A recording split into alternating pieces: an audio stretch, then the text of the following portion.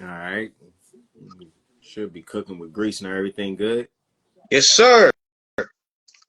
What's good, man? You Yeah. live and direct, off the cuff radio, Yeah. Yeah. Instagram live. How you doing out there, Universe, Tuberverse? We got Madison Jay online. County. Best, got the best in the world hat. So you know it's the best. It's the collide of the brands here. That's right. But yeah, man, it's been a long time going, man, since you last been on the show, man. Tell us what's been going on with the Trap to the '90s Part 4. Yeah, man. Just really just been pushing the project. Just been working.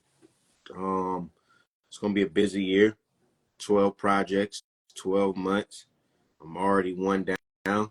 Got 11 to go. So, I'm just working steadfast, man. Yeah, man. So with this project here, how does this differ from the previous three that you did? Um, it's the oldest one out of all three or all four of them. So that right there, it has more experience around the project. Hmm. I think that gives it the edge. It's just I have more experience with all the Trapped in the '90s. To me, it's definitely up there. It's probably like the best one out of the whole batch, just because the lyrics, the beat selection, the whole composition of the project, which is how I usually do with my projects in terms of putting them together. But everything about it, the execution of it is flawless. So I'm looking forward to getting some content and getting some visuals off of that. Yeah, I could tell. It's like you're going in as a seasoned veteran now because you've been rapping for how long? About going on 10 years? Nah, longer than that. I've been rapping for a while. Like just in terms of the skill of rapping, I've been rapping for a while. So for me, I feel I'm at a stage in my career, like you said, a veteran. Like I know what I'm doing. It's just a matter of like making sure that I give the best of what I'm doing. Absolutely, because you're coming in when you're going in as a veteran. Now you're knowing how to lace your vocals. Now you're knowing how Right, to. right, right. Now you know how the production should sound. So now you're more like an Einstein with it versus you just coming in and just cutting a bunch of freestyles. Exactly. Even though what I'm saying, even though it is this freestyles on Trapped in the '90s. What you're saying, I get exactly what you're saying. It's just basically like, hey, you've got already in mind what you want to do. It's not, you're not like flying off the limb, with it, or in wrestling, you're not just shooting, in wrestling terms. So now, yeah, everything is just very well calculated, and just I just try to make sure the execution on everything is just flawless. Especially like again, to reiterate, at this stage of my career, am I a multi-platinum selling artist? No, but you know the history that I have made, as an independent artist. Now it's like, okay, hey, it's time to let the people know off of the stain that I've had, the off of what I've been able to build. All right, now it's time to, like, okay, as they say, the fruits of your labor. So with each project now, it's like you already had a standard to know, like, okay, this needs to be top notch. Because if it's not, then all right, you're regressing, you're moving backwards, and then that's when we start talking about, all right, gracefully falling back. Right. Because I could tell listening to the project, because I listened to it earlier, Right. that you was laser focused with this one here. And I could tell that you was really dedicated with putting this one together and make it sound more precise and sonically crisp. You know what I'm saying? Absolutely. Versus the previous three, which was dope, I might add. Because matter of fact, that's how I got introduced to you, was the Trapped in the '90s. Because everybody was doing that, but they never really made it into a concept, like a series, mixtape series concept. Right. Because I was thinking, man, I was like, man, this guy's from the town, so we have to reach out to him. Right. Right. But there we going in. let's let everybody know, because you know I've known you for about a good 10 years. Let's let my audience know, because we know we grown since then. What your musical journey was like, man? Like, how'd you get started in this? Well, I mean, just started up high school rapping, writing. Um, then over time, it just became something that could potentially foster and fester into a career, and that's kind of what happened. It just kind of developed into where, hey, I can make a decent amount of money for this, and at the same time, the creative thing, the creative side of me. I've been a creative since a young youth, so just to have a creative outlet, rap to me gives me a creative outlet on all facets, because I'm involved with so much of my career, not just as an actual artist and writing. Whether it's in production, whether it's in creative direction, whether it's in executive production, my creativity has a lot to, kind of dance around with in this industry. So that's one thing that it kind of drives and fuels me, is that I'm able to, use that skill set in the game, and, you know, work my magic. Right. And tell us about the term county. Like, how you get that as a part of your trademark? Oh, well, my brother, what I mean, shout out to Pretty Tony. Um, he blessed me with that, with the nickname the County Kid, and I was in the developing in those developing stages of when you're trying to get your character down, when you're trying to get um, your persona down within the music industry.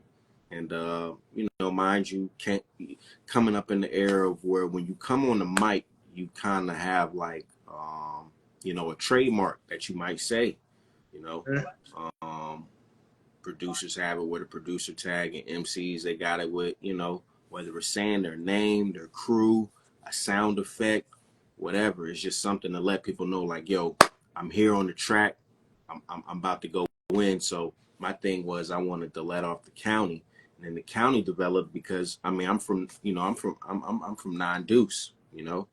That would be Wake County, the 92nd county in NC. So 92 Wake County. I am Wake County's finest. So with me, the county is something that represents, hey, this represents the hometown, hometown heroes. So county has developed into, my brand, as well as, my crew, as well as my fan base. They are the county, and that's what I represent. Dope, man. And MC wise, like, who inspired you style wise? Uh, it honestly, it's always constantly changing, Mm-hmm. because at the end of the day, still sharpens steel.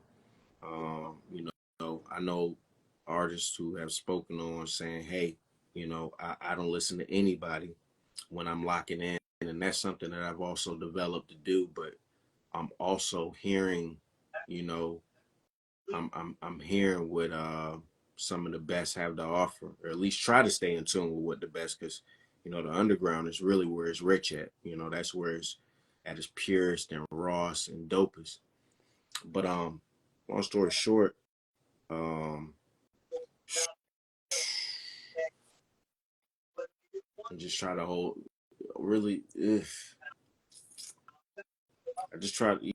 I just try to hold, Yeah. you know, And yeah, you gotta feel yourself a little bit. You gotta hit him with the Madison Jay, Madison Jay, Madison Jay, yeah, Madison Jay, Madison Jay. Got hit with the top five yourself.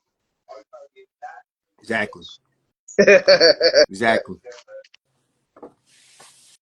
you gotta hit him with the ego boost a little bit. You know what And I mean? yeah, I mean, it's only right, it's only Yeah. right. What? See, what's dope about you also is you were probably next to my brother, Ill Out of Sad, man. Big shout out to him. Shout out to Sam, Y'all were the man. first. Y'all were the first to I've heard to really incorporate wrestling into hip hop lingo. Now you know a lot of people were doing it already, but You guys made it like a lifestyle. You guys made it like a total trademark because y'all really fans of this for real. So it's like we got to put the timeline, you know, in order, just to kind of refresh memories, because I know, you know, a lot of bud gets smoked, niggas get old, memories get a little foggy. But you know, there's always keenness and remembrance of certain things. So we go back to 2009, and you know, for me, I'm coming off a battle in T-Top. I'm trying to figure out what's the next direction of my career. At that time, as I'm like embarking on being a solo artist, after being previously in a group. So I'm just trying to figure out how I'm about to make it bubble, how I'm about to make it shake. I record some songs. One of them gets burned on the radio a little bit. That was my little first taste of radio success, right? Mm-hmm. So then we start building up into, okay, what's next? And I'm like, all right, if I'm about to set the tone to let people know who I am as an artist, since I'm getting, you know, a bigger buzz, let me give them Madison Jay and his purest, and that's wrestling and hip hop. So I'm like, all right, let me combine the two, because I'm about to do a whole movement. And my thing is, I'm a person, I do my due diligence, I research. So I made sure to check that, like, okay, there's no mixtapes, there's no albums, there's nothing going on with wrestling. The only thing that hip hop and wrestling that was going on was like a few name titles. You know what I'm saying? I think Tito Santana. I think Wale had a joint. Um, Red and Meth, Jackie they had Bryant. a Red and Meth, they did a joint to tear the roof off. It's like they were using it. They were using it, but they didn't really make You, it like a trademark. it's like it's almost like, okay, it's different when you're throwing bars as to a whole concept. You know what Right. I'm saying? So what I was saying, 2009, I'm like, okay, bet raps like wrestling. You know what I mean? I'm gonna give them the best of wrestling, and I'm gonna combine it with the best of hip hop. So that was that movement of, you know what I mean? Okay, hey, and then for the next 3 years, that's what I was running with. You know, until 2012, and that's when I put out the follow up to Raps Like Wrestling One, and I put out two other wrestling themed mixtapes that same year. So three projects, three wrestling joints, 2012. After that, then we're looking at, okay, we, you know, that's when others are popping, and that's when they're able to kind of get it out into the forefront. Right. And at the end of the day, I'm so cool with that. In terms of jacking or anything like that, I, I don't sweat anything like that, because when you're creative, you don't get mad when ideas can you know, get snatched, because you're able to create other ideas. If you have one idea that, you know, is amazing, then I'm pretty sure you could follow up with another one. So it was a thing of like, I'm not even worried about that. I'm just gonna continue to push, continue to do what I do. Everything will fall in place. But it's got to be said, like, Madison Jay is definitely the catalyst of the Raps Like Wrestling movement. And there, you know, it's visual proof, sonic proof of that, physical proof of that.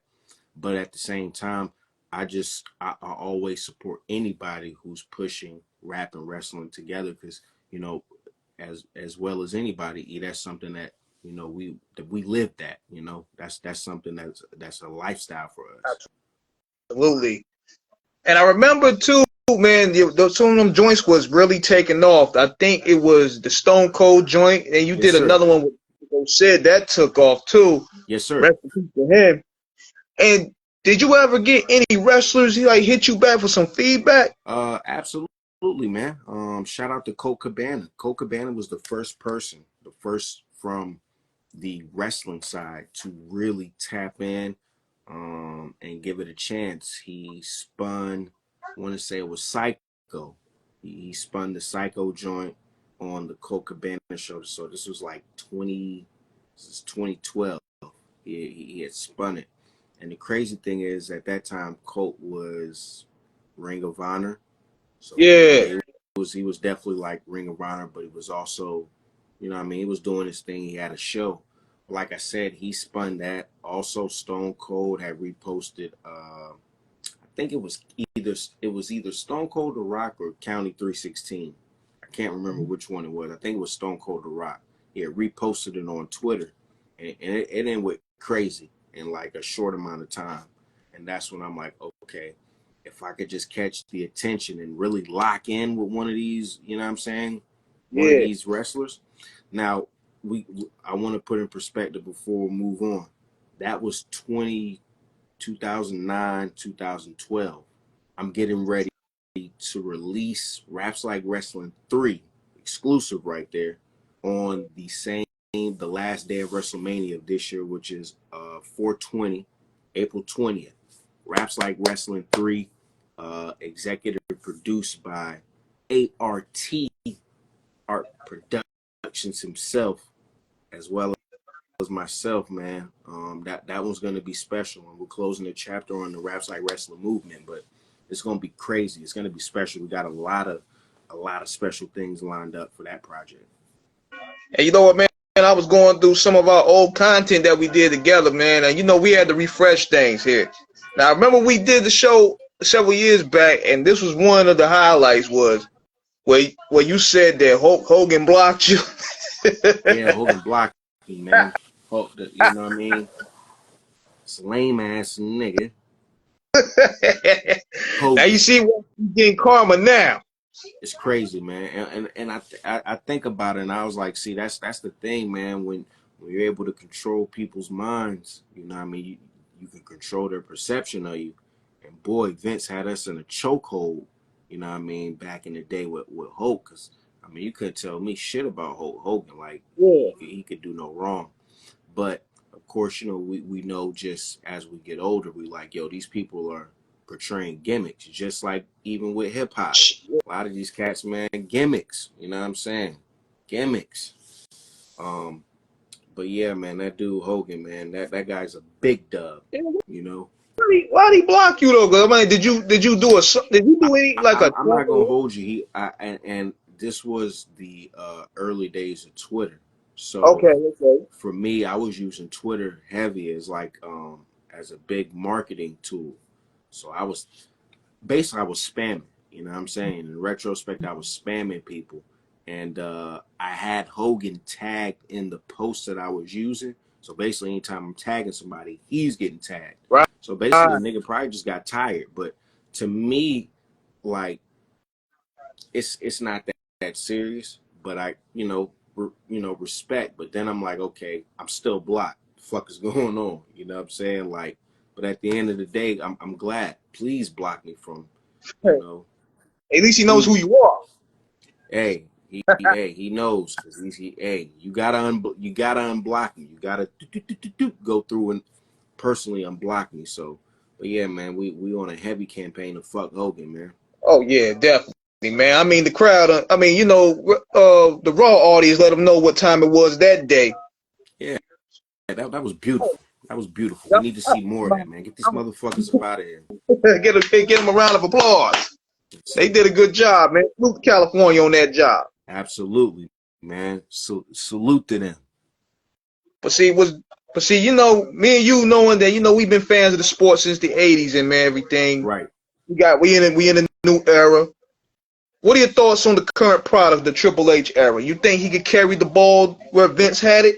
Love it, man. Love it. Oh, He is a student of Vince, though. We definitely want to make sure, and that's understood. He is a student of Vince, but the student is not always of the same ilk of the teacher. And right. Triple H, one thing that he has over Vince is that he was somebody who actually put in pain. He was a full time wrestler. So I think Triple H has always got that as a benefit and always carried that in his authority roles. It's like, bro, I used to be a wrestler, so I have extensive knowledge of what's going on with the fellas in the back, as well as what's going on on the board side, on the business side. So I think he's doing a good job, man. At the end of the day, he definitely has a certain standard to live up to. But it just so happened that the person he's coming up under power, you know, scrutiny, things of that nature. Mind you, I think they just settled out not too long ago with the whole with Vince's case. Yeah. Um, so that's just.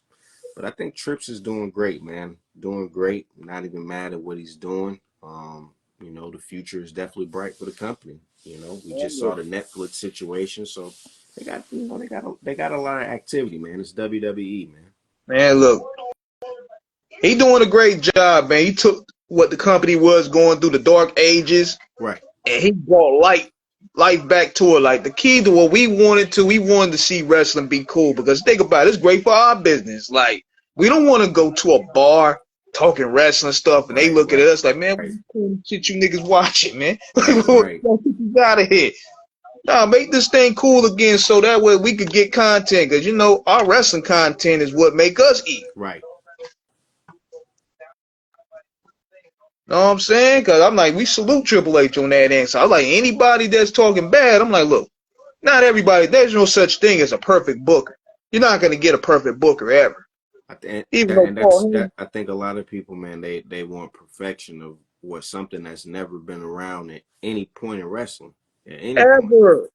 ever. I even go Right. back to watching the 80s stuff on the network. I'm like, man, we were watching this shit. Hey, a lot of, and I'm not gonna hold you. I go through and I look at a lot of stuff from the Attitude Era, and I'm like, yo, some of that shit Right. was mid, and a little handful of it was trash. But it's just, Yeah. you know, you also had greatness, and that to me, that's balance. It's Yeah. balance. That's why I think the product now in all around just in wrestling, it's definitely well balanced. You know what I mean? You've got good doses of entertainment, and then you have great works of technical spectacles. Yeah. And it's like, and no, and most importantly too, he also listens to what the audience is saying. Because Vince McMahon, he was like, man, I did this. You can't tell me nothing, man. I did what the fuck I want to do. Triple H actually listens to the audience. You know. Yeah, I think it was to be honest, bro. I think Vince I think he was just tapped out. He was tapped out. It, you know, the way that he was living back in the day, in terms of, you know, no sleep, running, that was cool at first. Mind you, you know, he had a crazy writing staff. I won't say crazy, but he had a, you know, a decent writing staff, interchanging pieces. He had that towards the later years, but the characters were a little bit wackier. And Vince also, because of having such a crazy ass lifestyle and schedule, he became out of touch. So certain things just weren't connecting the same way they used to connect, you know, years prior. So I Vince to me is the evil genius. You know, that's always been his thing. Is like, yo, this motherfucker's an evil genius. You know, one of North Carolina's finest, by the way. Oh But yeah, he from the town. yeah, You man. know. That Yeah, breeds man. that breeds geniuses out Come here. on, man. You already know that. But yeah. It's actually kind of, it's not surprising to see, you know, what the road that Vince went down as well. Just like we know, certain times those characters, man, they come into real life. You know, you portray a little bit of your real self. And they get lost in kayfabe, as they say. Mm-hmm. And that happens in the rap game a lot, man. A lot of them dudes really start losing themselves. They start really becoming that character. Yeah, man. You gotta Um, you gotta stay focused, and you gotta know who you are. hey man, Iron Man got to take the shield off, man. Facts. Like he become Tony Stark when he's seeing his moms. Right. Niggas can't be hard Absolutely. all day. Absolutely. But yeah, man, we taking this thing back to the music, man. What are your thoughts on the streaming era? Are you benefiting from it? Do you see any beneficials from it? I'm gonna keep it such a buck. It's 50-50, and I've been thinking about this especially in the past few releases. Streaming to me is it's a double-edged sword. Very convenient because when you're not physically able to interact with your fans, they can just kind of, they can just stream your music, and streaming is just more accessible all across the board. Um, Mm-hmm. it's the easiest way to listen to the music. But then when it comes back to me as an artist in terms of eating, it's like, nah, bro. That streaming is not where it's at. It's definitely the days of mixtape, physical, direct to consumer. Like, you know, Trapped in the 90s. I have it exclusively available on Bandcamp, and then I also have the audio on my YouTube channel. That's the only places that you can have it. Granted, it's a mixtape, so I had some issues with shit clearing. But anyway, still those spots, and I've already accumulated more just off of Bandcamp than, what I saw, um, for a quarter check. You know what I mean? So that to me really set the tone in terms of going forward, especially getting ready to drop 12 projects in a year. I'm like, man, Bandcamp is definitely where I'm going to be pushing my fans. Cop, support. This is going directly to me to go back to feed y'all. You know what I mean? As well as, feeding what else I got on my side. But, it just for me, that streaming thing is almost, it's like a sweet illusion. Um, because it's cool, it's convenient, but at the same time, for the creators, the people who are actually creating and putting it out, kind of, what I mean, you're kind of catching an L behind that. So I'm Right. continuing to push for direct to consumer. You know what I mean? Bandcamp, even, things of that nature. You know what I mean? Salute to them. That's what it is, man. It's also a matter of taking your power back on the behalf of the artist. Yeah, absolutely, man. That's what it's all about. Is the artist? You know what I'm saying? Definitely getting that power back, because the artist to fan to artist, is the most important dynamic in the whole spectrum. And you want to make sure that's intact, and you want to make sure that's a good relationship. And I'm gonna be real, man. A lot of motherfuckers now are like really pushing fans away. Hmm. Whether it's fans of someone else, and then looking at the talent pool that they got, that they have to deal with, or it's fans of an artist, and the lack of growth, or the lack of having actual heat, what I'm saying, putting out actual hot shit. Right. um it's just driving fans away from hip hop. At the same time, I don't think it's like saying it in terms of something dying, but I just think, it's almost like turning them off, and like, yeah, let me go somewhere else, because I don't know what the fuck y'all doing over here. Um, but yeah, Yeah, man. And what's the importance behind keeping that consumer invested in you? Because just like you said, man, we live in a time where people take their fans for granted. yeah, yeah, absolutely. I for one do not like, you know, um, I I don't have a problem being bothered by fans, because at the end of the day, I'm gonna separate, you know, like a work office. I'm gonna separate the hours, but at the same time, like, hey, ask me anything, shoot. Um, I don't have a problem chopping it up. I don't. A word you like this right here, or you wanna, know this right here. Like, cause at the end of the day, it's either gonna be a yes or a no. And my character is just always like, just, embracing, loving, good spirit, good nature. So I don't mind tapping in with fans. That's one thing I'll never is, it's like, dismiss, fans, autographs, pictures, things of that nature. Gotta give back, because at the end of the day, it's a mutual relationship, where I'm giving these people a piece of my soul, and they're giving me a piece of their soul, as well as, like, what I mean, some profit as well. Right. So you want to make sure that relationship just is A1, and always have it, up to par. Now, as an artist, how were you able to shake off at times discouragement? Because everybody go through them spaces where Right. you discouraged to go on certain levels or experiment with different styles. Like, how were you able in the beginning stages to shake off discouragement? Not even beginning stages now. That discouragement is something that can seep through at any time, but you really that's when you know you standing 10 toes, standing strong in your faith and what you believe in, and actually putting that to the test, because that's when you're going to be tested in terms of your fortitude. Can I push through? Can I do this? That's when you're going to be tested. So I just know for me, it's just like the end game.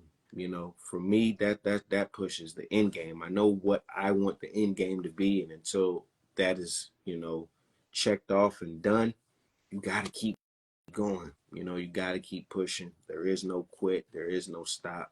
There is no nah. We have to keep going. So that's what at the end of the day, I really try to, one thing outside of just you know me, my rapping ability is just, man, I try to give off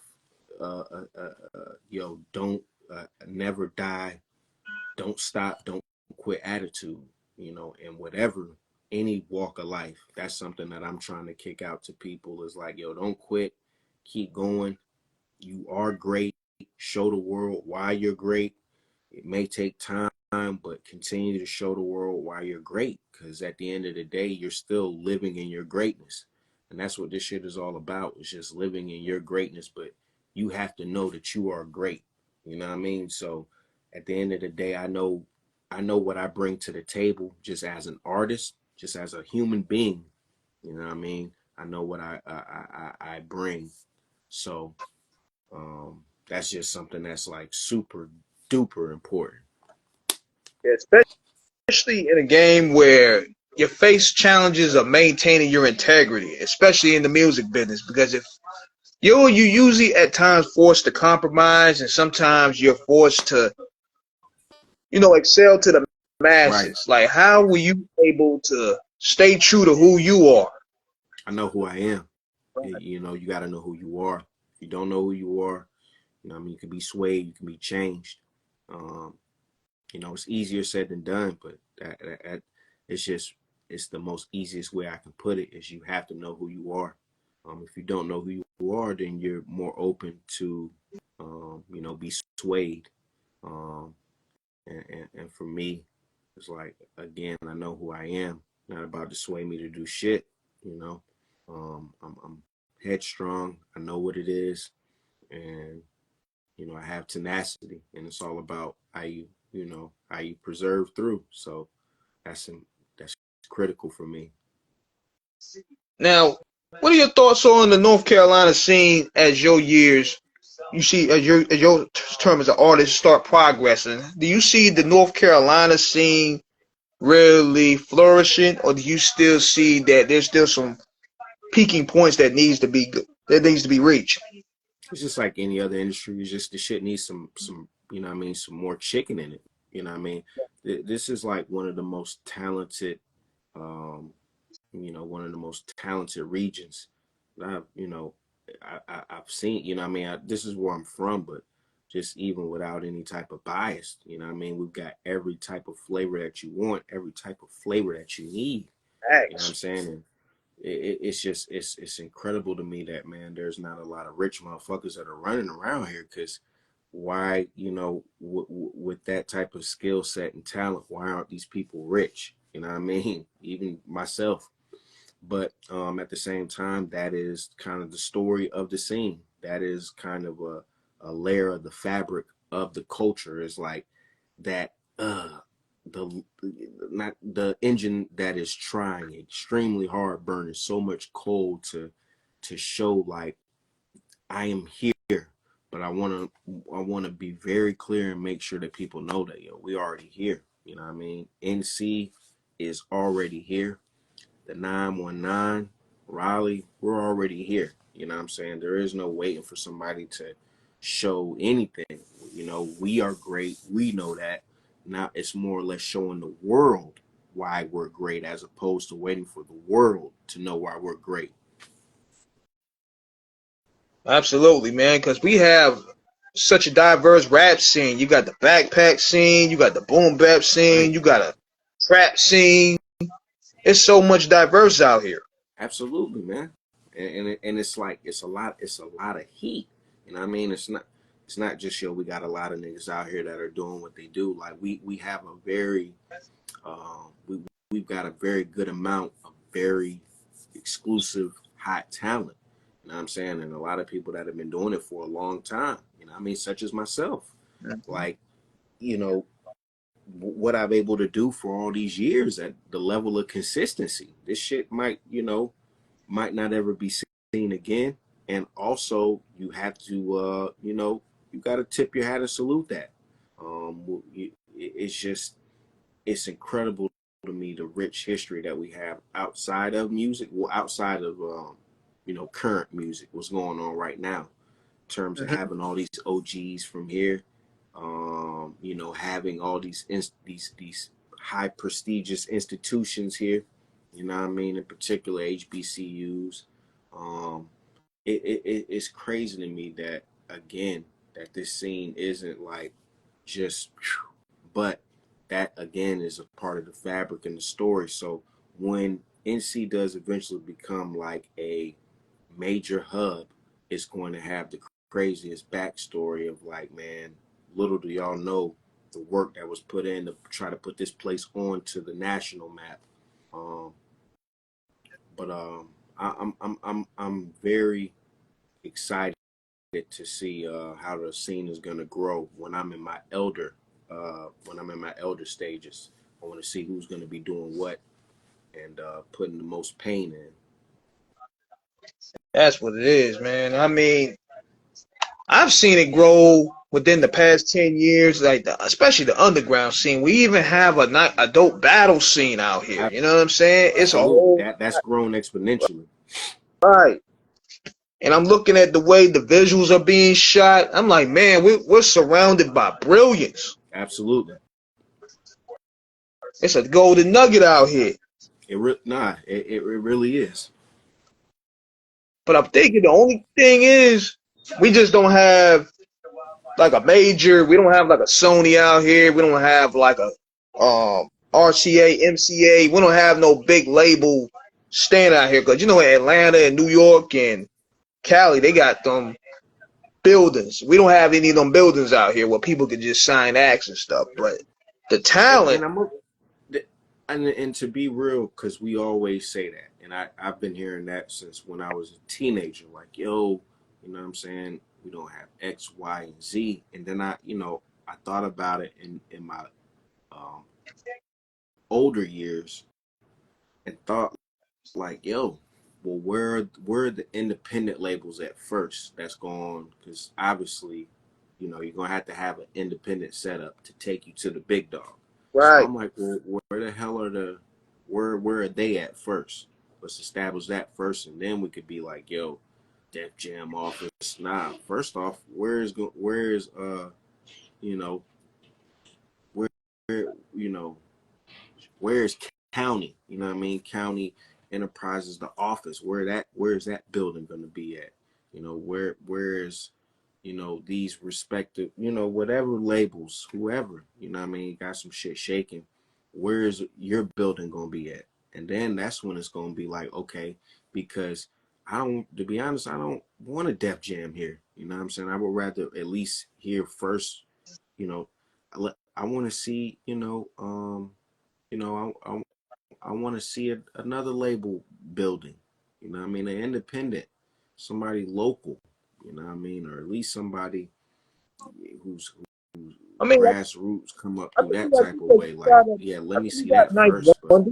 I think I Ninth think Wonder I got think a label. I yeah, Knife does yeah, Jamla. Like, and then it's like, okay, where's the Jamla office at? So where's like people could pull up on some museum shit, because that's how we treat when we go up north or go down to the A. It's almost like a museum, almost like, yo, I'm in Right. such and such office. You get your pick, hey, you know what I mean. So because those things are vital, or I won't say they're vital, but them shits like it gives the scene that little extra oomph, you know, when you see those type of things. And also, you know, they are eye candy. You know what I mean? It's eye candy for people who are coming through the city, you know, coming through the town. Hey, we're gonna stop by here, such and such, catch a flick. You know, that creates traffic. It helps tourism. You know what I mean? So um I think keeping those staples in our city, like keeping things that like more of like that, we need more of that to really umph. You know what I mean? Legion of Music. You see people pull up there and you know they see the stew, you already know what it is. Again, we need built, you know, I need to see buildings. And I definitely want to be a catalyst, you know what I mean, and having a building downtown Raleigh, having the, you know, the label set up, agency set up, whatever. But we need to see more of that so that way we can get out of that wanting to see these vultures come through and swoop and, you know what I mean, eat up the talent, because that's all they're gonna do at the end of the day. You know, it's basically dancing with the devil when they come down here. If they, you know, whenever they do that, but you know, it is what it is. Right. And then they're usually we want to get it to where we also have our own gatekeepers. We also have our own tastemakers. Right, We right, also right, right, have people who have to check in with us first before they even go out there. Because at the end of the day, New York is still a stablement. LA is still a stablement. right, right, Atlanta's still a stablement. right. And, you know that's just more of like you know, the economy. It's Right. not, you know, keeping the it ain't a lot. It ain't a lot shaking that where people, you know, it is growing.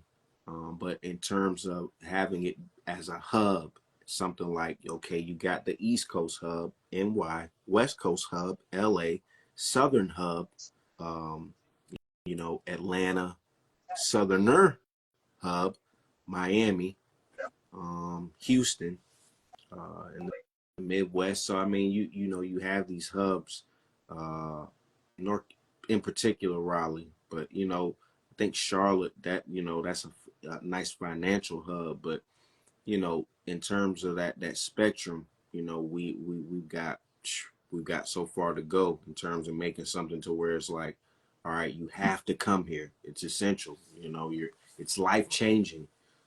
Just outside of having a, you know, a decent housing market for people to move and come in and get them some land. That seems to be the wave now. Come to NC, get you some land in the house. Right. Yeah, because you know you got to get rid of some of the people that we would consider slummers. Because a lot of them they just come to slum. You know what I mean? And Nah, absolutely. they don't really want to give respect. Because a lot of big artists they actually come out here. I remember getting kind of tight in the '90s about that. Because you know a lot of big artists would come out here. Then they get on these records that they don't even plug North Carolina. They plug LA. They plug St. Right, Louis. They plug right. Atlanta. We give them all type of love out there. And I'm like, damn, we don't even get a shout out. No, no love. I mean, not even one little measly. It's just two letters, NC. You know what I'm saying? Yeah. You know, I think somebody, I'm going to tell you one, I think the big artist that really broke that mold was Master P. Master P was one of the first I heard that shouted out North Carolina. Mm, I think he was one of the first. talking about it.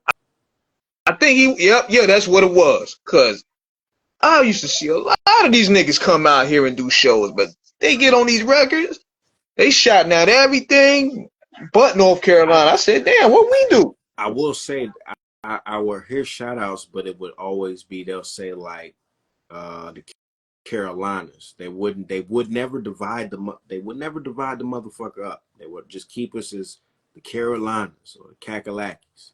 You know what I mean? And then over probably like late '90s, I started hearing some specifics like, okay, NCSC, I remember Black Rob on Whoa. He shouted out NC Essie, and I'm talking about I jumped out the gym when I heard that because I was like, "Yo, NC, that's us, that's us, that's us." First person I heard shout out though NC was Nas. Which Uh, record? it was on. It was written. I gotta go back to And it that. was at the end. Fifth Ward, Houston, Fifth Ward. Spark the lie. QBC, yo, it's do or die in this business. Attractness, finesse this for RD. Chef shit, fact shit. Ever I style minds connect with dangerous signs. Step back, let the tech lift.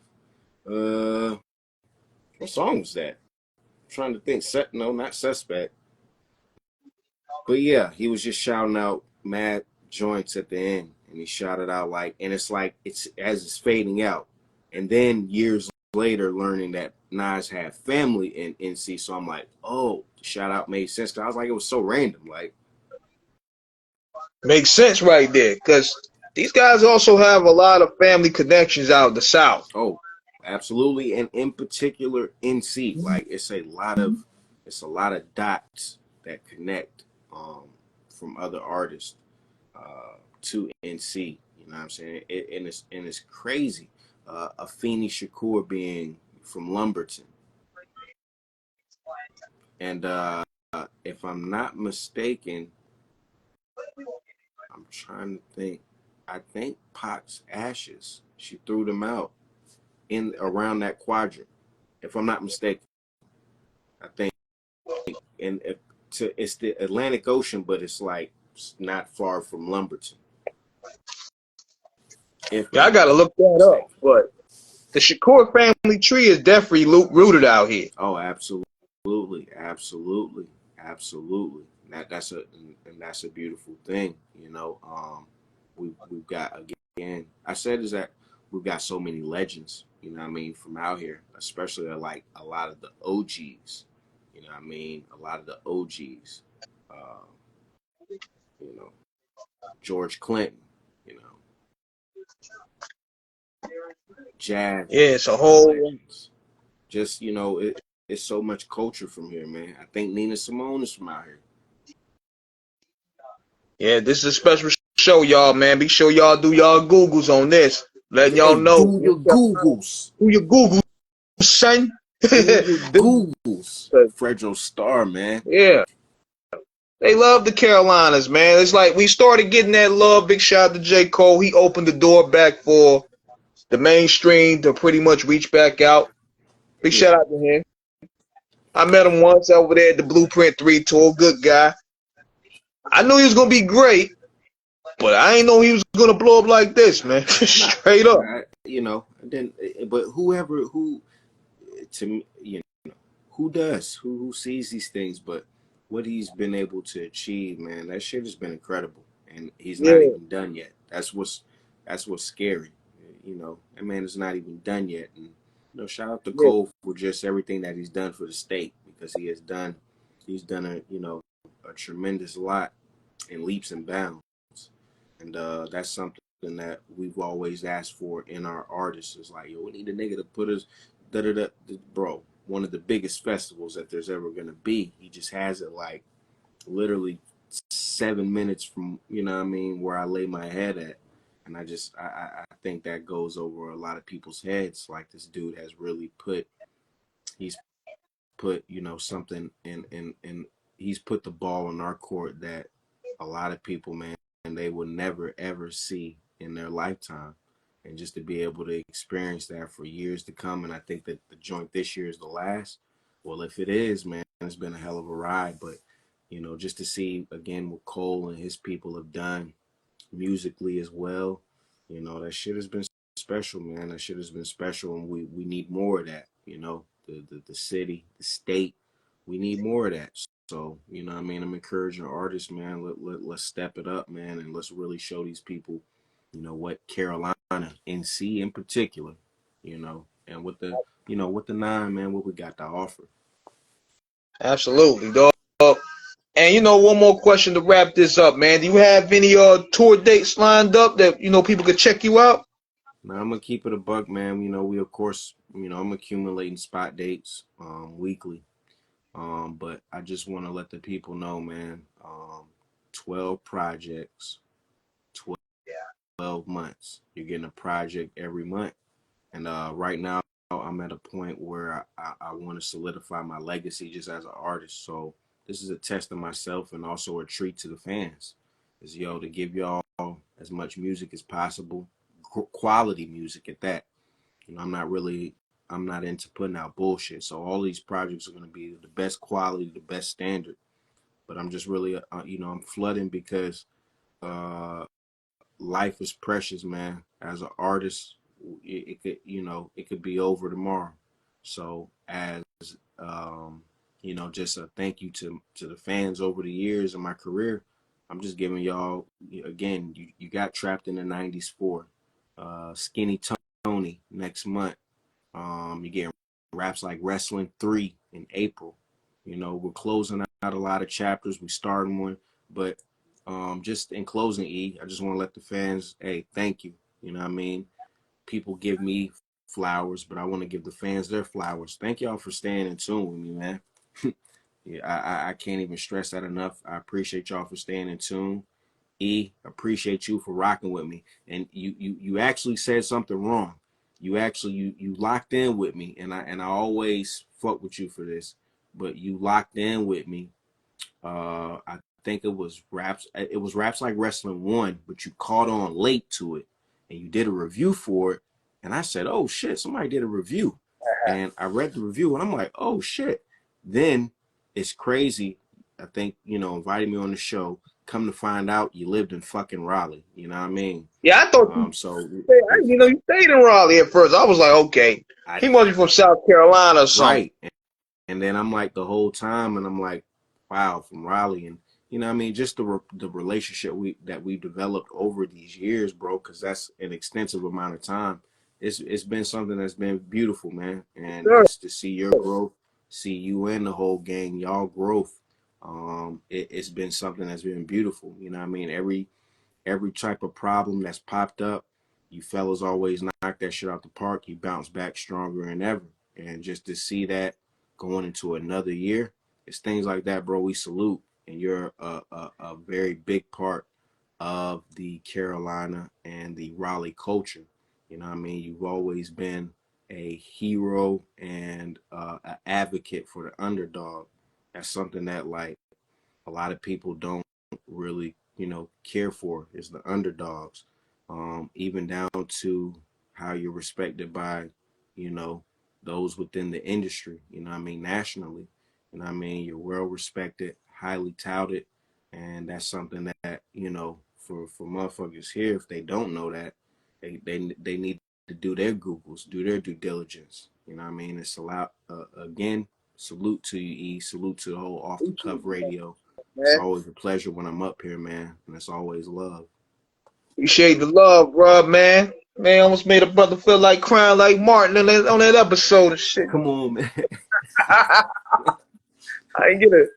Yeah, man, that's what it's all about, man. People getting their appreciation. Sometimes appreciation just go further because there's situations in this game where you could be like, damn, man, nobody even care, nobody even checking the views. But I just feel like just you know what, I'm throwing this whole shit out the toilet. But then you start getting encouragement from the people like yourself, give you your due diligence and giving you your Right, right, appreciation. It's like that's sometimes that's all you need. You just to keep going.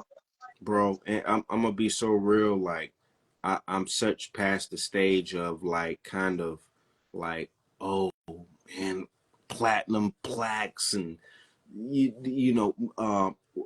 just the these are things that are obtainable, but I'm not saying, hey, that's the end all be all for me. You know what I mean? And just the what I've been able to achieve, and I'm talking about like as an independent artist, I've been able to compete with actual people who are signed and have some type of backing. Like I'm in the same spaces as these people, and I'm using bread that I'm talking about blood, sweat, and tears and jugged for.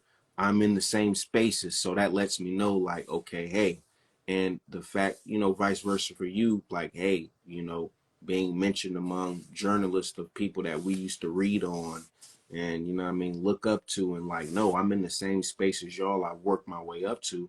Like, that's shit that just can't be negated, man. You know what I mean? And I know just as an artist, I'm not even taking that lightly. Like, we're here for a reason, and we've been putting on, and we're going to continue to put on for where we're from, because at the end of the day, that's something that's been bestowed on us. We're not about to disappoint ourselves, and we're not about to disappoint those around us in this area, because they dependent on us. You know what I'm saying? Shout out to everybody that's showing love in the comments. Like, man, this is the shit. Like, this right here, bro. This is what we do this for. You know what I'm saying? It could be what we 6 people, bro. That's 6 people who are tapped in and tuned in that are watching. You know what I mean? It could be 0. It's still, it could be showed some other time. Like, it's a matter of, man, get this shit off, because we don't know when, and we don't know who it's affecting. You know what I'm saying? We just don't know. That is kind of like a 50-50 of social media. It's like, yo, you don't know who's on the end of the phone looking at, you know what I'm saying? So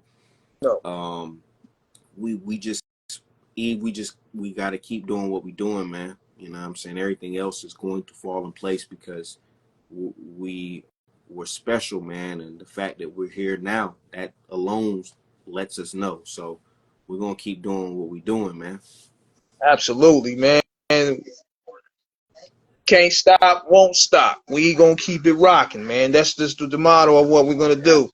Gonna keep Absolutely. giving back to the underground, giving back to the underdog, fighting for the culture, so to speak. And gotta give a shout out to Hungry House, man. You know what I mean? This is my brother's clothing line. Shout out to Hungry House. I think bro is definitely about to be cooking up some new pieces as we go into 2025. But big shout out to Hungry House. All we do is eat. Long live D-Ray, man. No doubt, man. I'm about to sign up out of here, man. I'm about to go ahead. Send me this link to the interview in my DM, so that way I can save it and I can post it up. Absolutely, I got you, bro. All right. So yeah, man, we about to be up out of here. Check us out tomorrow night on Off the Cuff Radio. You got to call in that show. We're gonna be having Black Metaphor, the man who produced for Rick Ross, produced for The Game, produced for Meek Mill. He produced a lot of your hottest joints, so he gonna be up there chopping it up with us. So check that show out tomorrow night, Thursday night, 9 p.m. Eastern, 6 Pacific, 8 Central Time. Salute. County, All right. county, county. Yes, sir. Real quick, before I slide, just want to shout out to everybody. Appreciate y'all for tapping in and tuning with Trapped in the 90s 4. Thank you very much. Yeah, we're just getting started for 2025. Got a lot in store for y'all. But yeah, definitely appreciate y'all for supporting Trapped in the 90s 4. It is available right now on Bandcamp, and it also is available for streaming on audio on YouTube. Yes, thank you.